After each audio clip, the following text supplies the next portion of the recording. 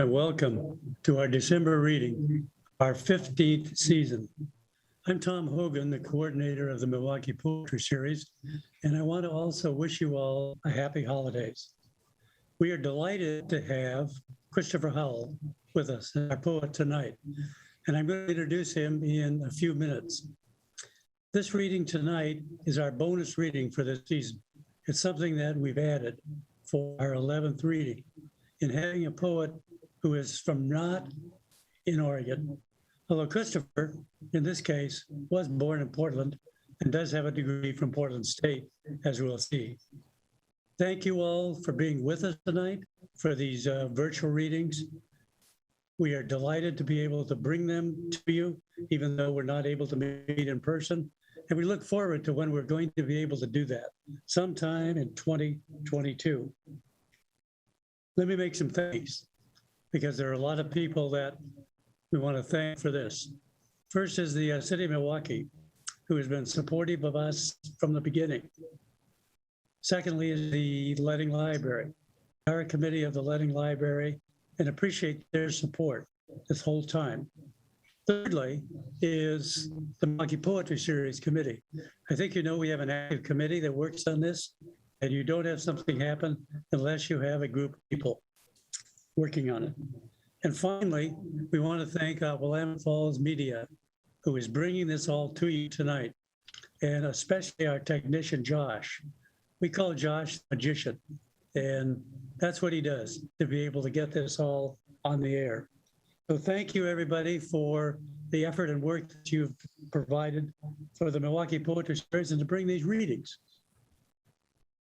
Now, let me introduce our poet tonight. Christopher Howell, as I told you earlier, was born in Portland, Oregon, and he attended Pacific Lutheran University from 1963 to 1966. After service as a military journalist during the Vietnam War, he received graduate degrees from Portland State University and the University of Massachusetts. He is the author of 12 collection of poems, most recently, The Gift of a Happy Life.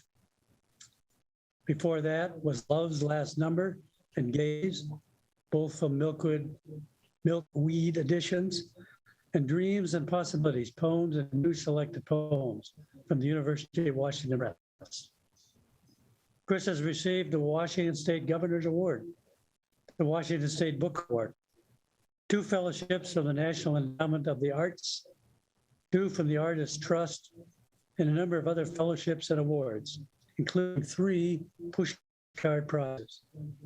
His poems, essays, and interviews may be found in many journals and in more than 45 anthologies. Since 1996, he's lived in Spokane, where he is the member of the Eastern Washington University's Master of Fine Arts in Creative Writing. He is married to the artist Barbara Ellen Anderson, and they have a son, Evan, who is also a painter. I'm here in the studios of Willamette Falls Media in Oregon City. Christopher is coming to us from Spokane. And I want to say that I first heard Chris read at Penelope Schott's salon, one of her salons several years ago. And I thought, I hope that works out. That'd be nice to have him as a reader sometimes. And here we are. Would you join me in welcoming our poet tonight, Christopher Howell? Thank you very much. It's nice to be here. Nice to be part of this.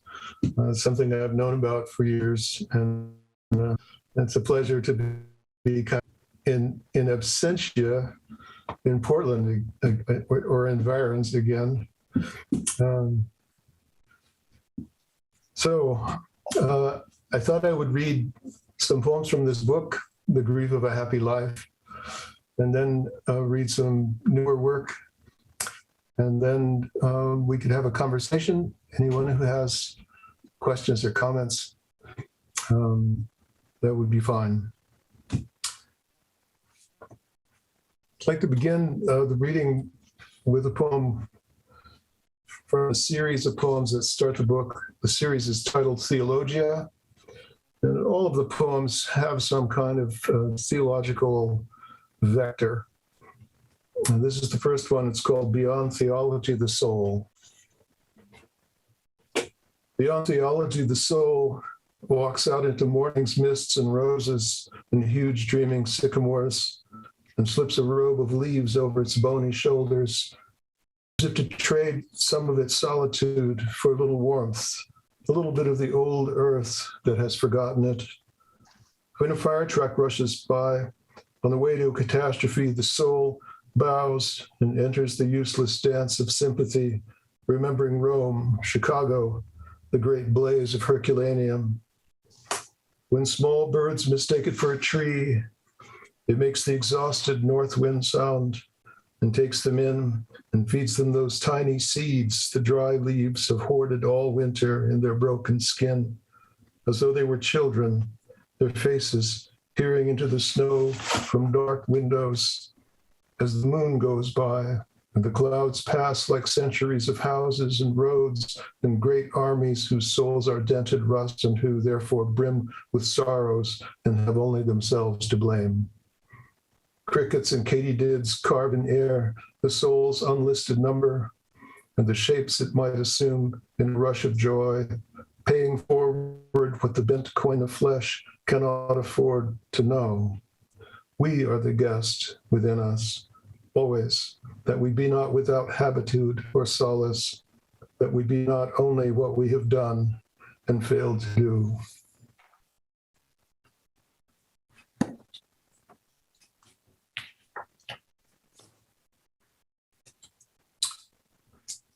And this poem is a kind of version of the villanelle. It's a much foreshortened version that you may recognize the form. It's called Dark Night, Newport, 4 a.m. The lighthouse lamp goes starry and goes dark. The sea will not forbid itself the shore. Listen, you can hear the dog star bark, louder than it ever barked before. You lie awake and count yourself again and find that more is less and less is more. Where you have always been, the sea will not forbid itself the shore. The loneliness compels you to arise and touch the broken edges of dark. Is it greater than the loneliness of skies? Listen, you can hear the dog star bark, louder than it ever barked before. Your life falls into blackness dark. The sea will not forbid itself the shore. The lighthouse lamp goes starry and goes dark.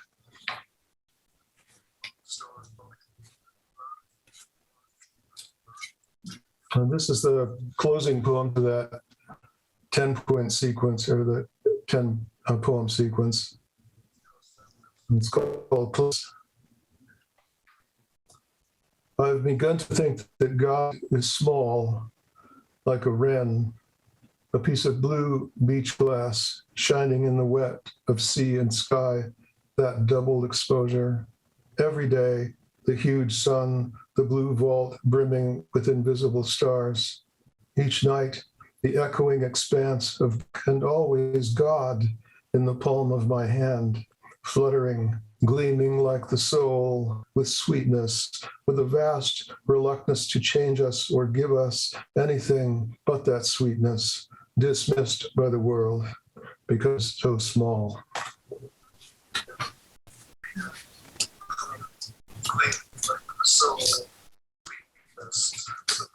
This is called Historical Perspective.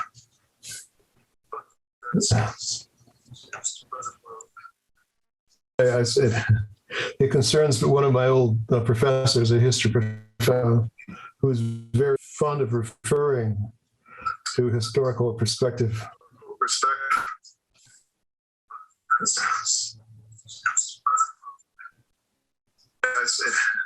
It concerns one of my old professors, a history professor, who is very fond of referring to historical perspective. Historical perspective. Blue spider sing along the spine of my tattered volume of Tacitus. If you are the ghost of Professor Snacken, who caused me to acquire the book, how is it to walk as glass conjecture?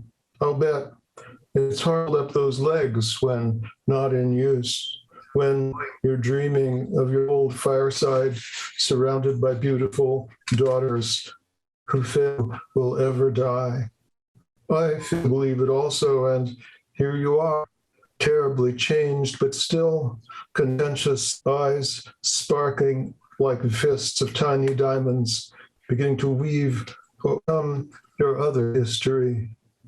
When once in a while your old name comes up, I, ghostly student, will shake my head. Ah, Tacitus, contention and change, always his special topics. Tacitus, who became this book in which I find you again. In a while your old name comes up, I, ghostly student, will shake my head. Ah, Tacitus, contention and change, always his special topics. Tacitus, who became this book in which I find you again.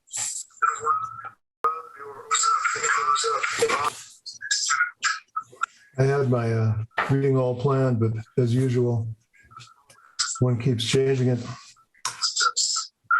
This poem is called Implicit, and its subject matter and its point of view, I think, will be obvious. I had my reading all planned, but simply the last one. Writes in gold on a pale blue cheekbone of sky above a hill. Go on, crows in a field, go on forgetting all planned. Their curiosity twitching on and off. A series of casual maimings.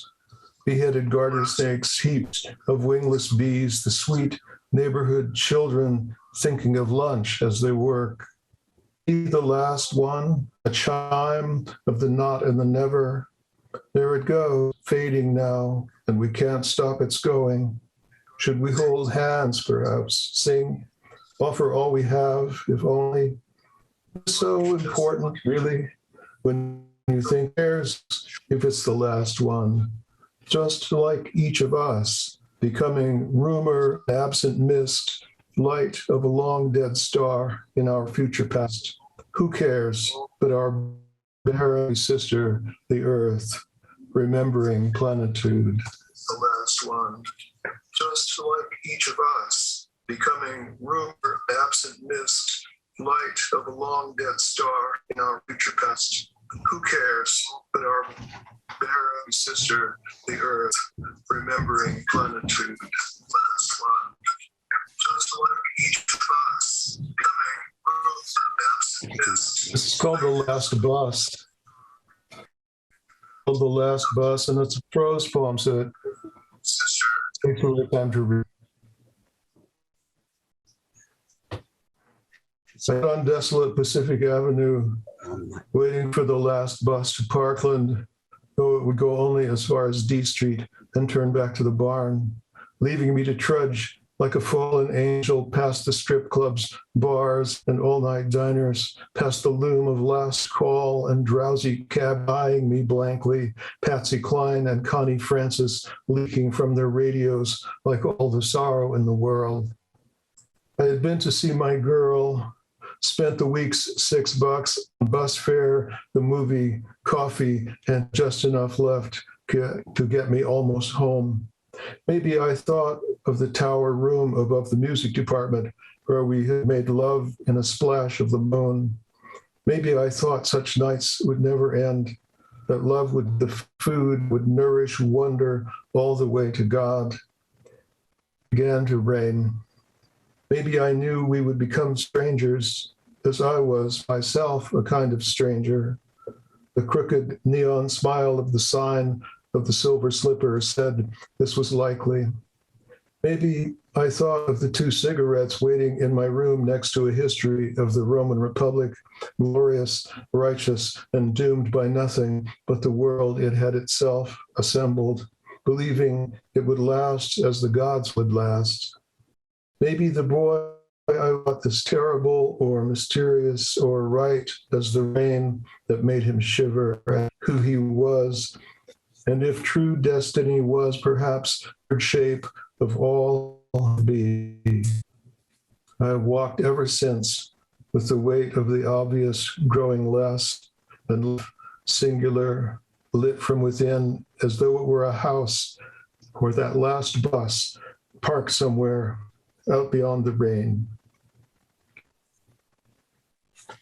Thank you, Chris. Josh asked me if you could reframe your camera a little bit. Say that. So we can, Say that again, Tom. yeah, if you could reframe your camera a little bit so we get a full picture. A full view. I don't know. Let's see. Yeah, Is that better or worse? it seems better to me. Yes. Okay. You have a full facial view. Yeah, thanks. Okay.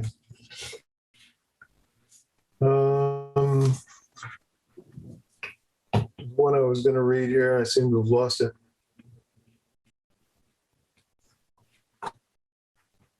Not surprising.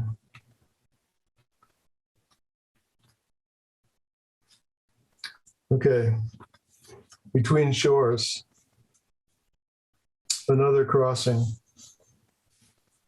It was the river of death, and we crossed it, or the river of forgetting. Why I don't remember crossing it. Holding your hands, we were reborn strangers to her and ourselves, flyaway spirits whose bodies were dreaming. Love was not our number, and the days, if they were days, were like any dark limb or whistle, any moment singing from the back room an old hotel where no one sat bar with no one else, carving in dust the signals of our disappearance. This is a wound, not this crossing under the moonlights of the boatman who has waited among the willows all these years, sad patience, old blue fire of human things, lost things, beauty itself, bent to its oars inside us.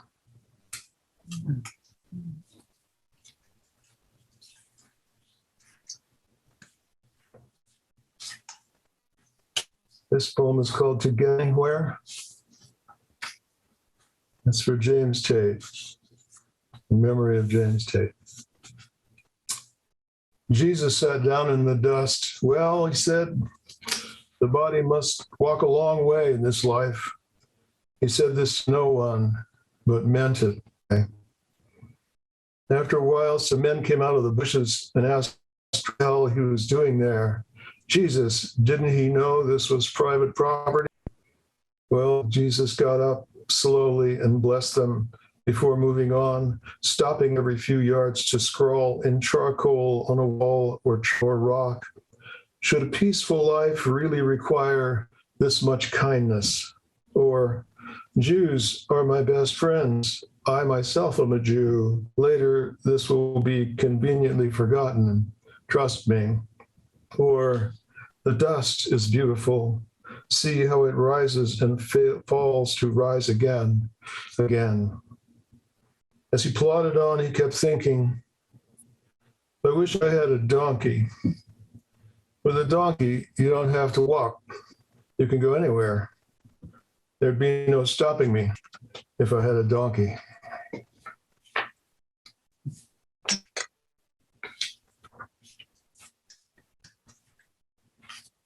Okay. I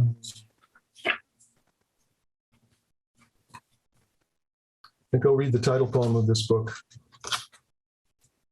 This is called Homecoming.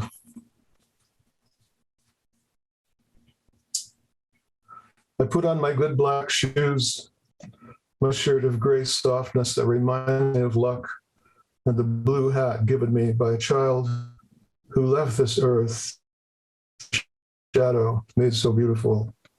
And then, well, I set out down the cliffs and almost by accident onto paths through dense apothecaries of evergreen and fern, and finally to meadows and orchards, risen the dead into a contentment that did not know me and wouldn't take my money, my name. Did I not see I was the same no one who had lived there always and could never return? Did I not perceive multitudes waving their arms like wind to be known again and gathered like pieces of a god? How many, many years, how much spent blood to unpilgrim ourselves, to stand before an empty house, listening with the grief of a happy life.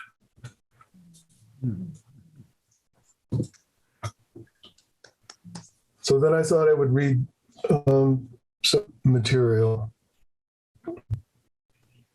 And some of it is from a new volume will be coming out next year, which is entitled Book of Beginnings and Ends.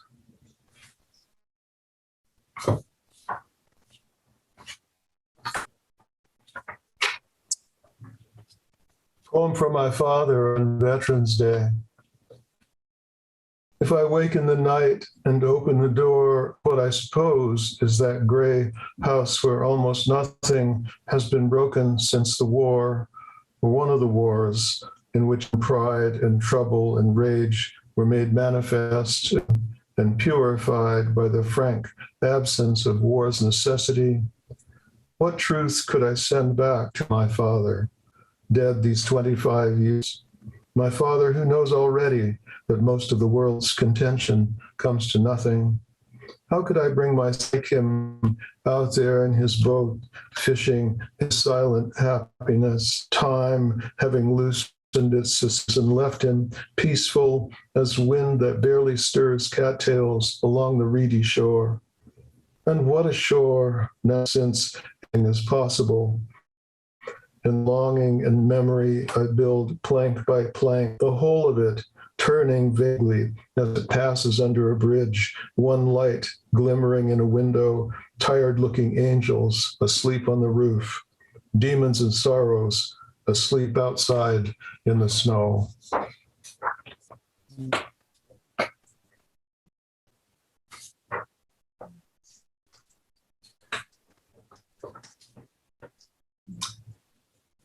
He addresses the inner life. The inner life, I suppose, is a vague term.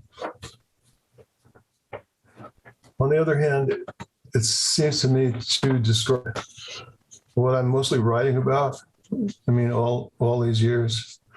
And so it was interesting to me to sort of confront it, to sort of conjure it, I suppose, as something I could speak to. It's the inner life. Where is the rest of me in relation to you would be my first question.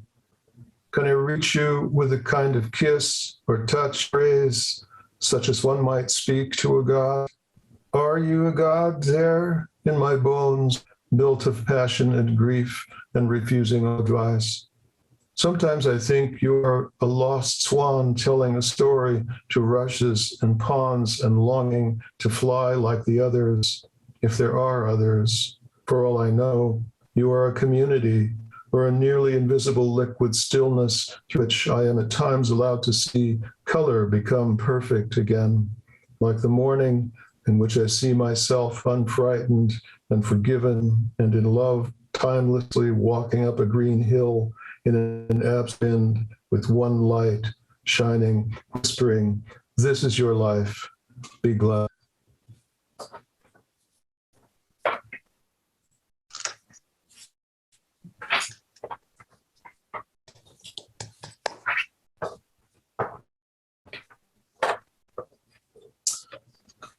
Poem of the year.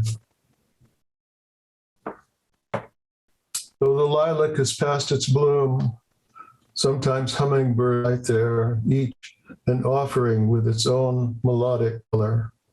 When they depart, longing follows them, and what is left of my heart, perhaps only the nectar, darts away also, sudden thought of something ruby-throated and watching with its wings. Stillness may be the left hand of an execution or a monument, lilies with their burden of faded blossom. And everything really happened, even when the fire rolled, the fox gone over the hill, the lamp unlit and nowhere to be found. Is it true we're inaccurate maps of ourselves, gardens, surprised and helpless before the mystery of their own design. The hour of my life is late. The first cricket invokes the moon across which the flocks are flying. Such lonely unity, this starlit migration, and under it, the few remaining angels gowned in bright leaves and swaying like the rest of us on their mortal stems.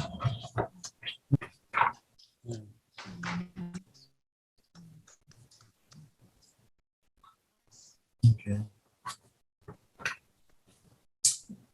A messenger.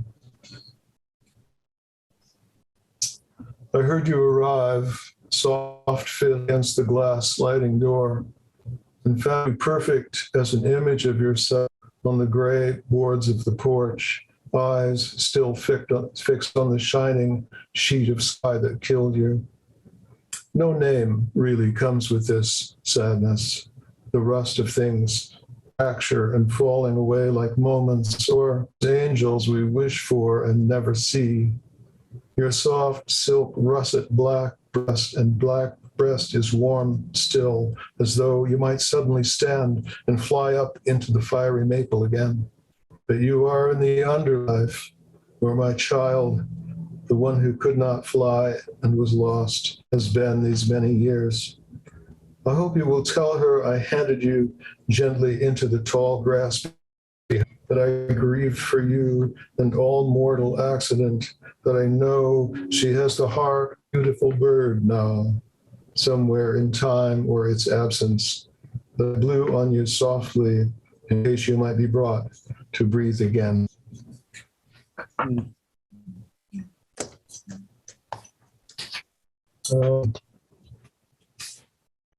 Okay.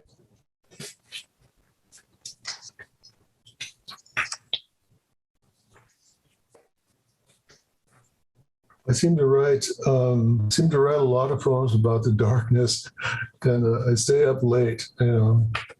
Just a habit you get into, or I suppose it's an affection or an attraction to the solitude of it. I don't know. In any case, this next book is filled with these night poems, and here's one of them. The small towns go by in my sleep. The small towns go by in my sleep as though I were passing through on a train. Their lights, little campfires in the wash of the train rushing velocity. Home, I think, of each house where sleepers drift above themselves, angelic and riding the mind's breeze as I do, the dancing and clapping of hands, a fog falling to water. Oh, anything may be living in them as the train sends its whistle out, play with the impossible generations, each slipping past and through one of their small towns and trains of hope as morning pales in the very top branches of the, and the names of the last imperial governors who believed themselves godly or spoken of or blessed sail by. And in spite of time, whatever the sleepers have ever known they wanted follows the riddles all night, and all night lasts and lasts. Mm.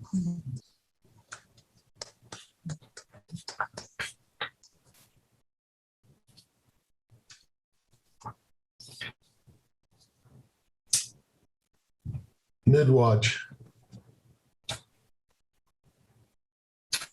A term in the Navy we gave to the midnight watch. Angels recline under a red umbrella for 6 years, praising God by yawning and watching the small brown birds flit and chatter in the daffodils. They have seen the Black Knight and his henchmen rise and founder. They have seen the witches praising Satan as they burned, seen God's grace absolve them to illuminate the meaning of grace. They have invented all 72 forms of solitaire and named each barnacle and scuttling crab and all seas. Their happiness is so intense They hand it back and forth, cooing as though it were a child, the very one for which the world has been searching with lies, knives, and homemade explosive devices. Their names are Charlene and Mustafa. Sometimes they turn the birds from flesh to glass and back again, just to terrify the shepherds with wonder, just to hear the timbre of God's voice calling, "Hey, cut that out."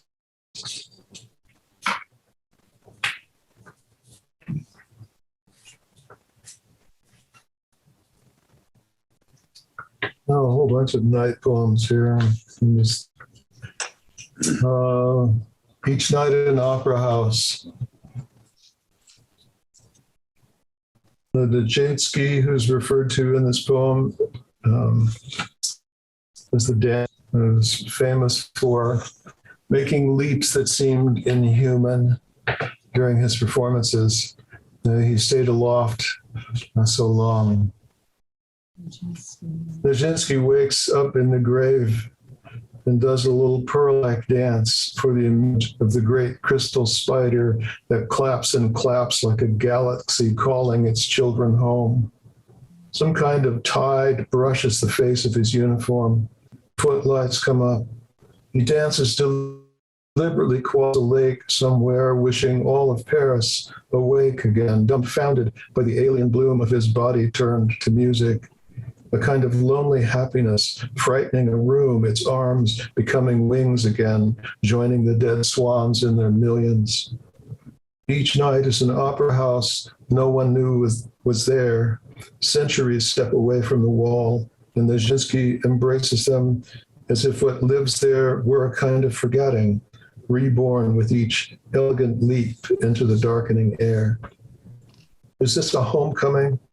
His twirling gray garments, answering a whistle like the doomed legions who will go over the top in that war that will rage and rage, and then finally, nothing but itself.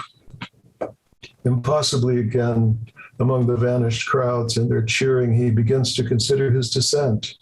Will he lilt down like a leaf, topple like a tower thrown down by a giant's mad despair? Much is unexplained. For instance, dreaming this exactly, we might wonder if we, the earthbound, do not also have the right to spring, so to speak, even as we wonder at his arms outstretched as if to grasp in midair a dreamed kingdom between love that has broken down and a heaven that, though empty, may still be there.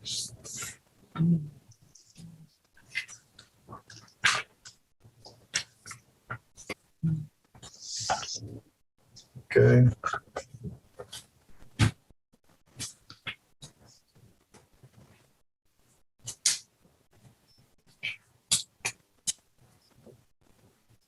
This is called The Parable as Originally Told. It was a story nobody knew, and nobody could possibly know a story, more or less untold. The man with no arms finds a railroad spike and a hunk of cheese beside a dying cat. To the man with no arms, the cat says, "When I must shed this mortal coil, this veil of fleas, it is my fondest wish that these, my only possessions, should pass to someone worthy of their panic luster, their duende. Are you such a one, O man with no arms?"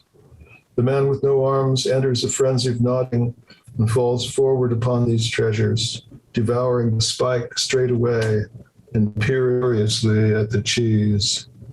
The end.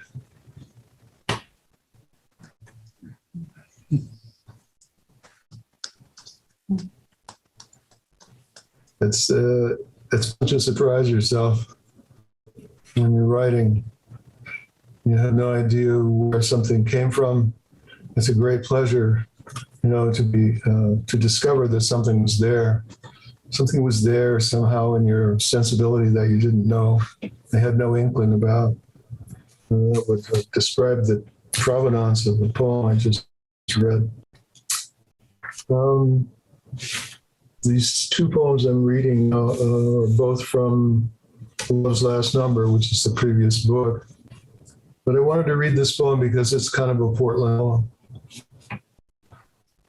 When I was growing up, I frequently spent nights with my father's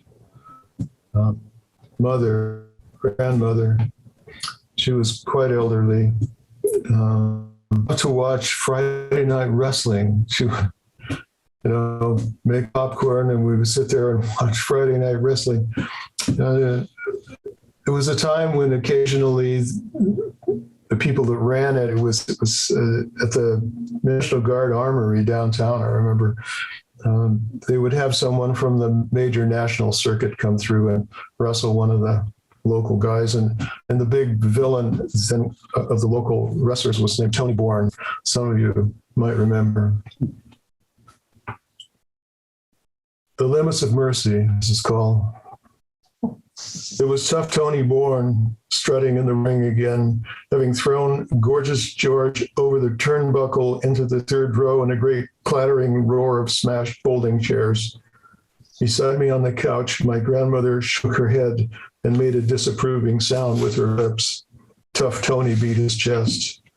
As the vanquished foe struggled to climb back through the ropes, he took hold of that cascade of broom-colored hair, lifted like the citizen holding up King Louis's head beside the guillotine, and gave George's face a well-placed knee.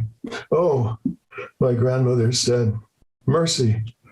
Then we reached into the blue bowl between us for more popcorn.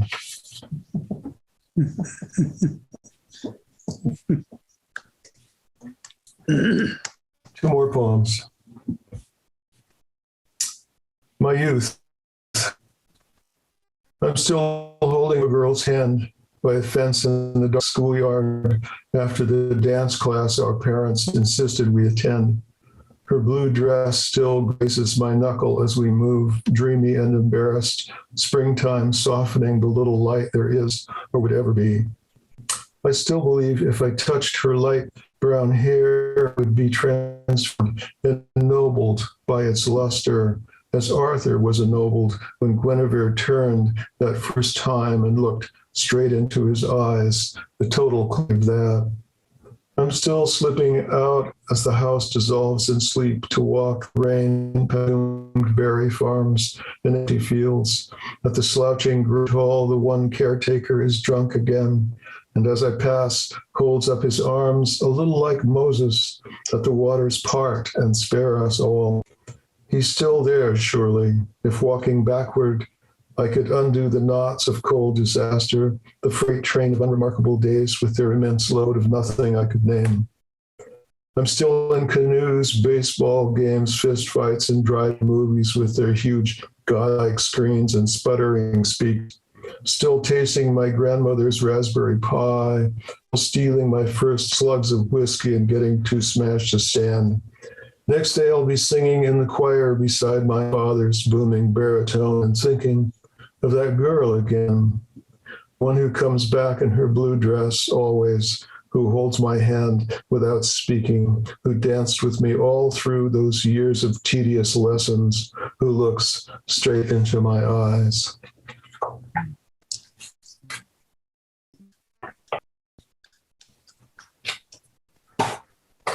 Good Portland to end with, I hope. Above the Oaks Park amusement arcade, the beloved dead come near us again. Above the river and the skating rink lights gone out, the dead gather again and wish I would shut up and listen. And no touching, they say, no bright day returning. All they want is the dusty shine they have become, and that I stop longing for their empty shells and simply take one step nearer the chilled, ahistorical flame, their actuality, their timelessness that is like water or memory with nothing in it. Turn your head slightly away and see us, they say. We are love's night vision. They whispers up your arms. Here, beyond mobility and chance, we're perfect and close. To know us again, think of lights on their mind, the barkers calling everyone, even the beloved, who have left no forwarding address, back for one more ride. So I think I'll stop there. Thank you very much. Thank you very much, Christopher. Right. Appreciate it a lot. We are virtual, but I'd like you to hear long and sustained applause. Long and sustained applause from our listeners. I'm always ready for long and sustained applause. Yes. I suppose the first question I'd like, while we're waiting to see if there's some questions from the chat. Oh, we do have a question in the chat, actually, about your new book. Who's publishing your new book? And that's from David Lyons. Being published by Stephen F. Austin University Press. It's a little college down in Texas. And they have a nice poetry program, a nice poetry list. They do a good job with the books. And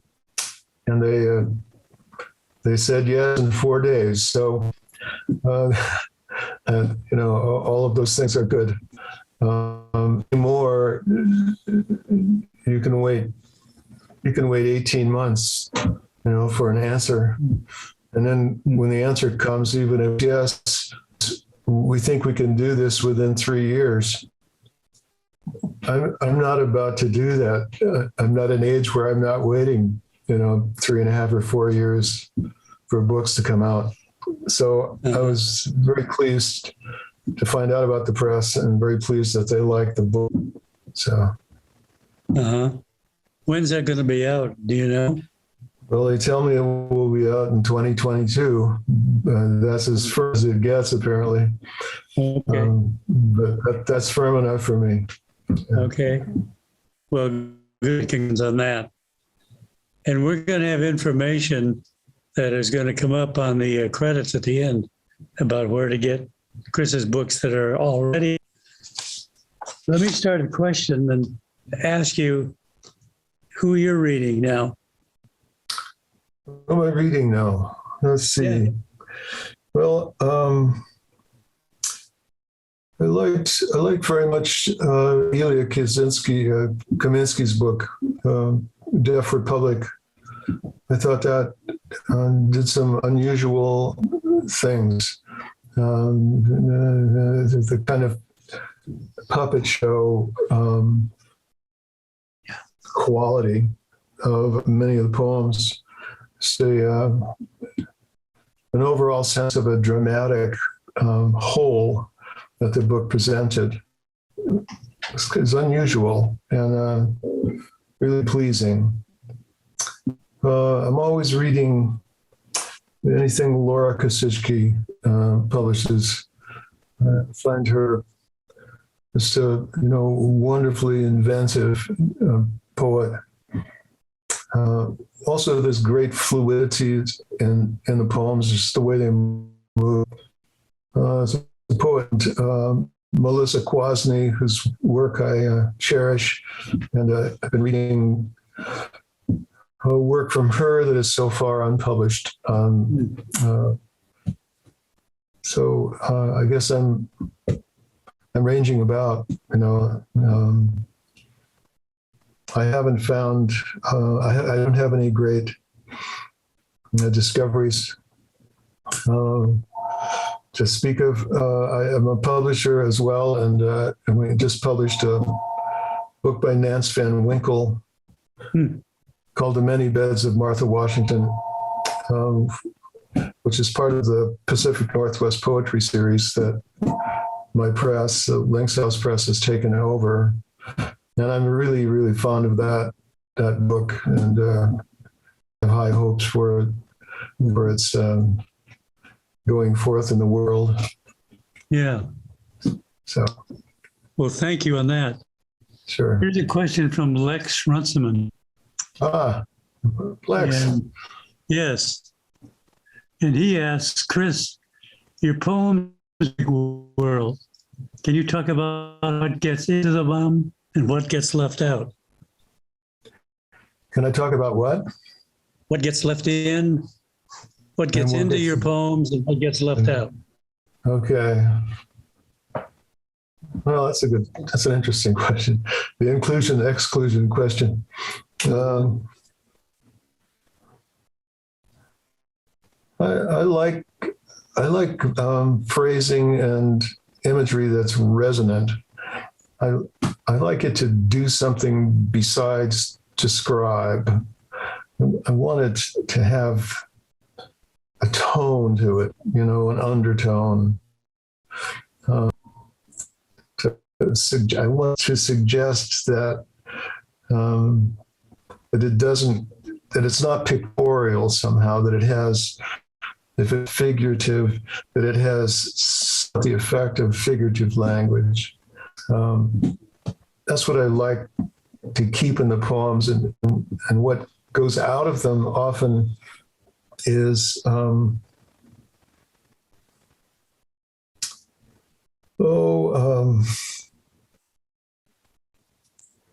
I suppose called mechanical structures. Let's say the ordinary mapping of movement. They go out if they don't really do anything except describe the movement of something that's in the poem from one place to another. I want everything that's in there to be doing a little more than simply describing. So if it feels like it's not doing anything but description, then it seems to me like it's kind of ancillary, and I'm apt to set it aside to listen to it and think about it, whether or not I want to put it back. I do a lot of cutting, and a lot of what I cut doesn't seem to me very active, as language or as idea. It's just I don't know. Language. It's not doing very much. I wanted to do something besides just sit there. Yeah. Well, you said you do a lot. Do you do a lot of putting back? No, I don't do a lot of putting back. Yeah. I do a lot of cutting, and usually it doesn't go back in once I cut it out. Okay. I've been an editor all these years, and my own approach to my writing is essentially an editorial approach. I just keep tightening and trying to find the language that's really active, and to push everything else to the margins, and ultimately over the margins and off of the page. Okay. So, thank you. Yeah. Yeah. Who would you say influenced you? Did that come across? Maybe I'm muted. No, it didn't come across. Sorry. Oh, okay. Okay, sorry. Yeah. Next question is, who would you say influenced you or has influenced you? James Wright, particularly.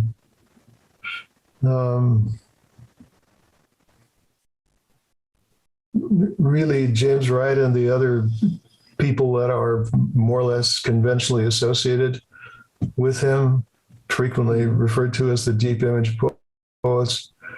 W.S. Merwin, Galway Connell, Robert Bly.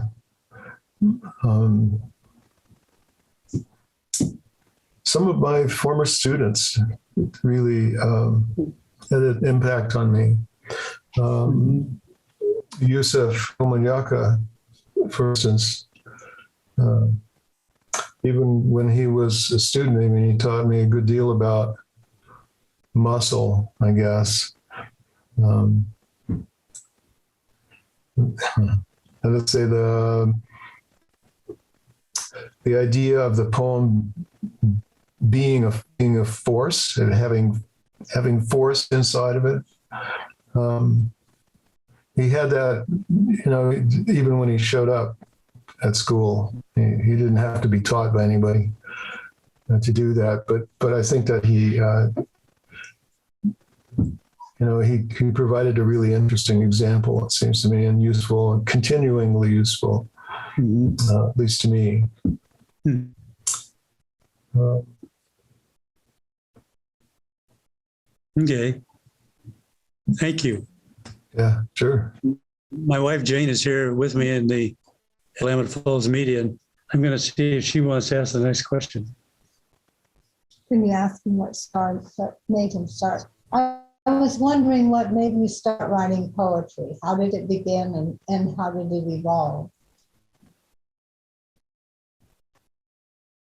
Did you hear that? No, I didn't. Sorry. That's the question. She's asking, how did you start writing poetry? And what got you into it in the first place? Yeah. Well, I'd always been moved by it, but I never really tried to write it until I was taking a course in English literature and as a sophomore in college. And we were dealing with the Romantics, and I was reading this stuff and saying to myself, this is nothing. I can do that. I can master this art form. And so I started writing them, and then I couldn't, as usual, it mastered me, really. I couldn't stop doing it. When it started, it was endlessly involving. And it was all kinds of discovery. It was there all the time, again and again. So it was kind of, I suppose you could say it was addictive. I just didn't stop after I started. Then in my sophomore year in college, I had been writing. I had written stories, and I guess I considered myself someone on the road to being a writer, but I didn't know what that meant. And then I don't think I ever really wrote a serious fiction after that. It was just always poetry. Okay. Well, thank you. Yeah. One more question, I think. And while we're doing that, it's good to end with a poem. So we might take another question, one more if there is one, and then some poem that you'd like to end with. I see. Okay. So I wanted to ask you about talking about your book, The Grief of a Happy Life. And how did that come about? I wonder if you could talk about writing that. Well, and I suffered, some losses everybody has.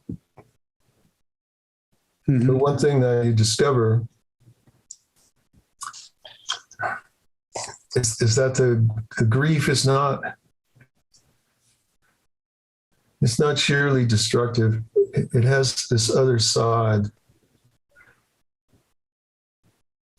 It calls up your affection for what it is that you have lost. It reminds you that you had this love inside you, that you have it still. It reaffirms that sort of emotional commitment. And it's part of what allows you to keep going and to have, in spite of grief that is inevitable for people, a happy life. Grief it's not destructive in that way. I suppose it can be. I mean, your circumstances can be so grievous, I suppose, that there's just no daylight left. But if you're lucky, that's not going to be the case. If you're lucky, the grief keeps bringing you back to your affections. And Mhm. And I have had that experience. So I wanted to write about it, or I didn't. I had to write about it. I didn't even really think that that's what I did. Imagine that's what I was writing about. Really, it dawned on me finally. Mhm. Just why I titled the book as I did. Mm. Well, that's very well said. So thank you. And there aren't any more questions in the chat. And that seems like a good place to end. I want to just say thanks for Sure. being here. It's been wonderful listening to you read and having you in the Milwaukie Poetry Series. So I'm very glad about that. Do you have a poem you'd like to end with? Yeah. Just give me a second. Yeah. This is called Crossing Jordan. And I wrote this whole group of poems, which not in the book, it's just the one poem, about a group of Christian anarchists who are trying to cross the plains. And they keep stopping every few days and destroying more of their earthly belongings as a sort of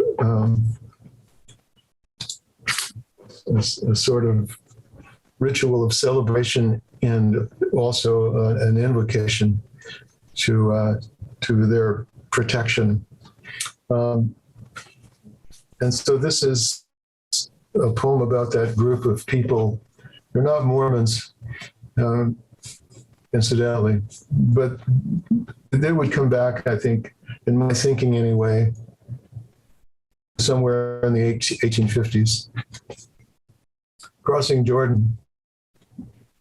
Having eaten the chickens, dogs, cattle, horses, our belts, leather vests, and shoes, we came at last to the river, great silver blue spillage carving its monument and grave in the endless grass. We fell face down and drank, a writhing stillness filling us like lust, or the sort of prayer they don't teach you. Leaves revolved on the stream like golden boats, carelessly adrift, open to the sky that seemed to be watching as we herded small fish into the shallows and ate them alive and squirming. Later, we made fire in the shadow of a cut bank and slept and rose and ate and drank and slept. And on the third day, we rose as our Lord, to whom we had prayed all the way from St. Joe, and who had indeed delivered us so that we thought the far shore surely must flow with milk and something sweet.